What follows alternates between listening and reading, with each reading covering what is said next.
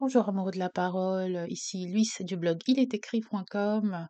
Je reviens aujourd'hui pour une petite pensée puisque nous avons achevé la saison des podcasts Il est écrit, saison 3, et nous nous retrouverons en septembre pour la suite et nous avons également achevé la saison de podcast de la première saison de Maman vous dit tout. Et la pensée d'aujourd'hui s'inscrit à peu près dans la lignée de nos derniers épisodes. Donc dans l'avant-dernier épisode de des podcasts Il est écrit, j'ai parlé de la musique et de la nécessité de nous aligner avec la pensée de Dieu dans tous nos choix, lorsque nous choisissons ce que nous écoutons, ce que nous regardons. C'est important d'être aligné avec le Saint-Esprit, car c'est lui qui nous guide en toutes choses, et aussi de veiller à ce que nous fassions des choses qui honorent Dieu.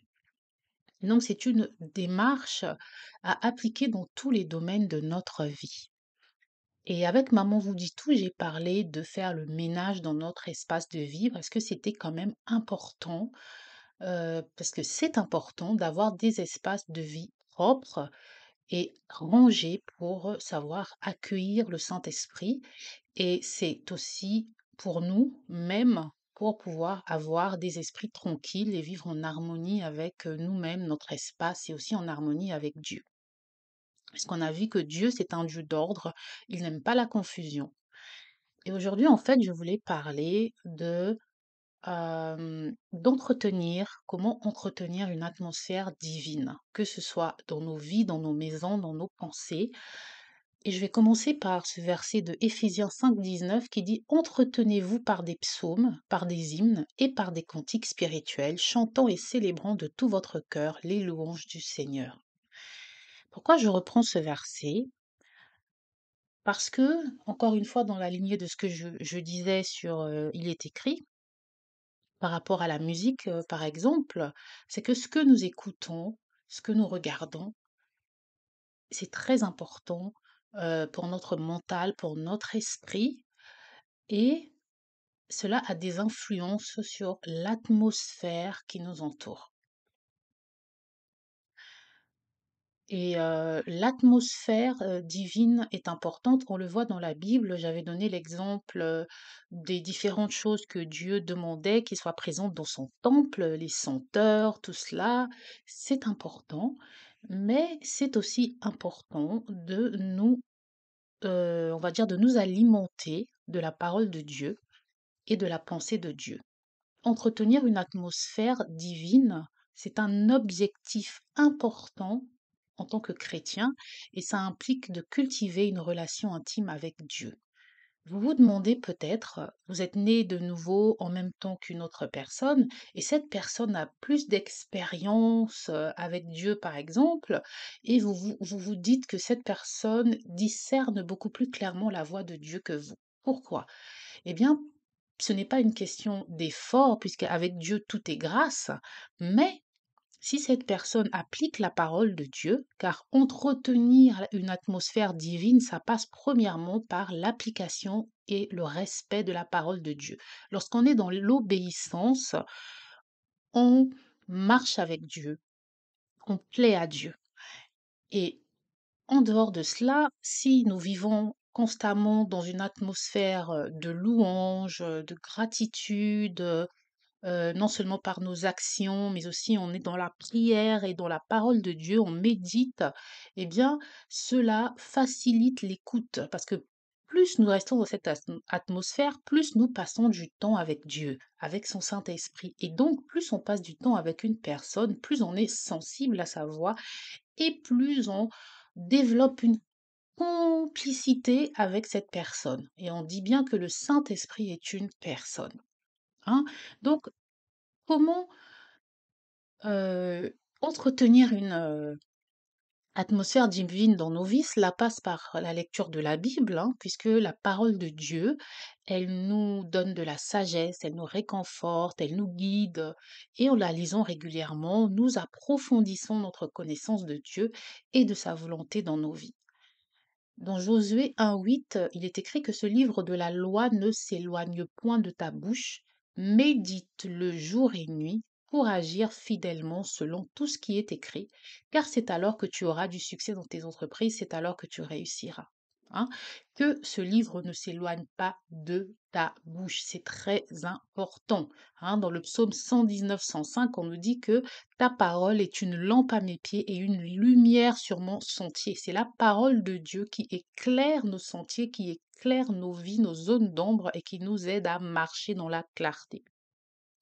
Si on revient à mon verset de Éphésiens 5, 19, le mot entretenir, hein, entretenez-vous par des psaumes et des hymnes, etc. Le mot entretenir, le verbe entretenir ici, c'est le grec laléo, qui veut dire faire entendre une voix, émettre un son, utiliser la langue ou la faculté de la parole.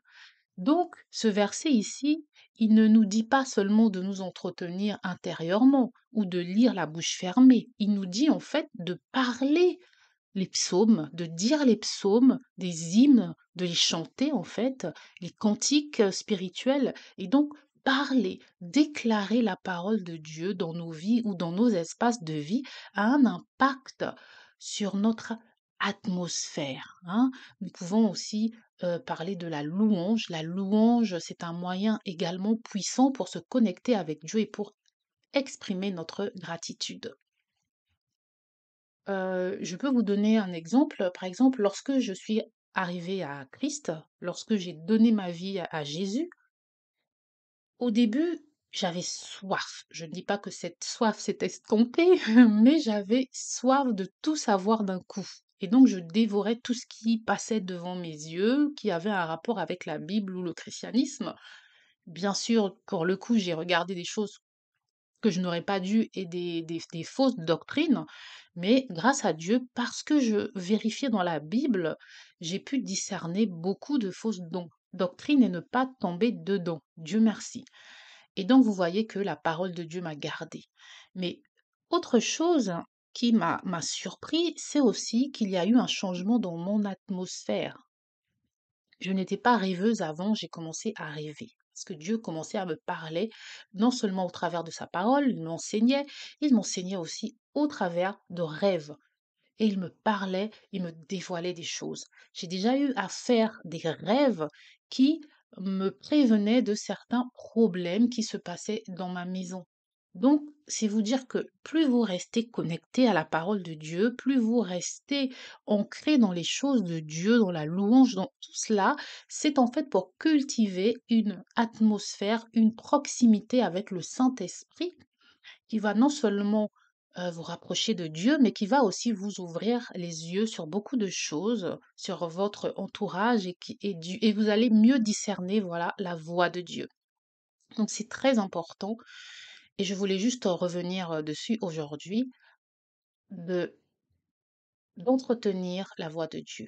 Hein, en, en passant du temps dans la parole de Dieu, en faisant de la louange, de l'adoration et cultiver la présence du Saint-Esprit.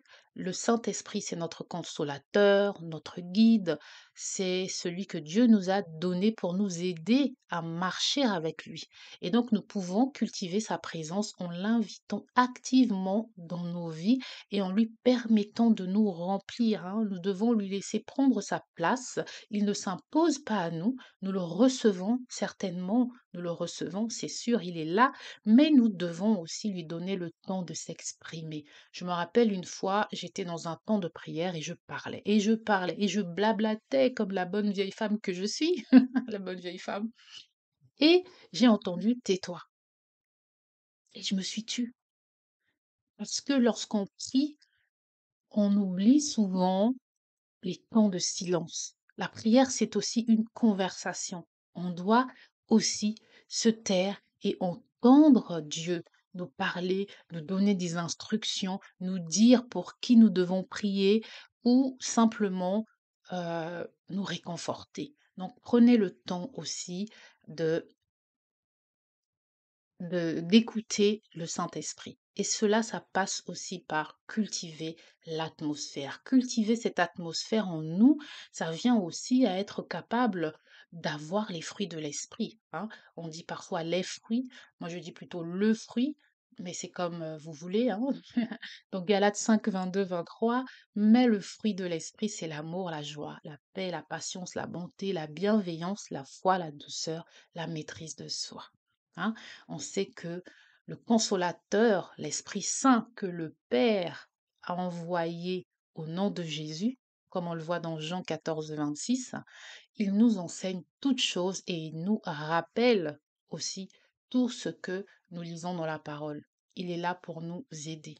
Donc, c'était vraiment juste un message pour nous redonner courage. En ce temps de vacances, n'oublions pas que la vie chrétienne ne s'arrête pas comme les études, comme l'école ou comme le travail. Hein. En vacances, on continue à cultiver notre relation avec Dieu, on continue à garder de bonnes habitudes. Dieu est un Dieu d'ordre et c'est de l'ordre dans nos pensées, dans nos corps, mais c'est de l'ordre aussi dans notre atmosphère, dans ce qui nous entoure. Nous sommes garants de l'atmosphère de nos maisons, par exemple. Ça peut être difficile lorsque vous êtes la seule personne née de nouveau dans votre famille, mais vous êtes quand même garant de l'atmosphère de votre maison. Donc, veillez à ce que vous regardez, à ce que vous écoutez, à ce que vos proches regardent et écoutent. Vous ne pouvez pas leur imposer ces choses-là, mais vous pouvez les guider, vous pouvez leur parler et vous pouvez surtout prier. Voilà, merci de m'avoir écouté et je vous dis à la prochaine fois. Bonnes vacances et si ce message vous a édifié, n'oubliez pas de liker, partager, pas moi, mais la parole. Ciao